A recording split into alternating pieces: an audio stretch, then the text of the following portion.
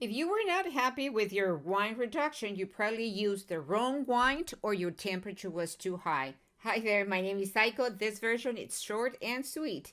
Number one, you cut your vegetables small. The smaller, the more flavor in your reduction. Number two, you have to use a medium or a large saucepan because they're wider, so there's more room for your liquid to evaporate.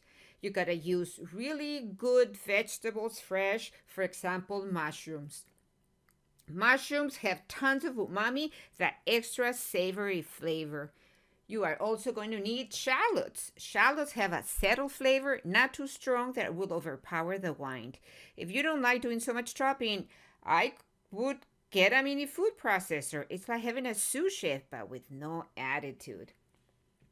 What about the wine?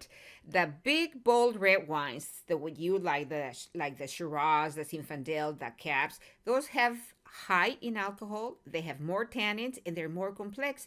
So their reduction, it's not a very happy one.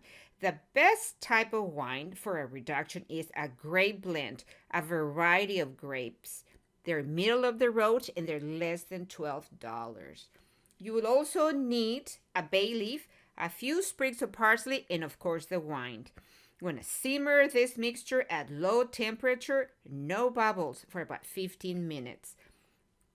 After 15 minutes, you're going to strain your mixture through a sieve. You press on the vegetables to get all their flavor and you throw them away. You return the wine back to the saucepan at lowest temperature, at least for 20 minutes or more. You taste for salt and pepper and your wine reduction is amazing.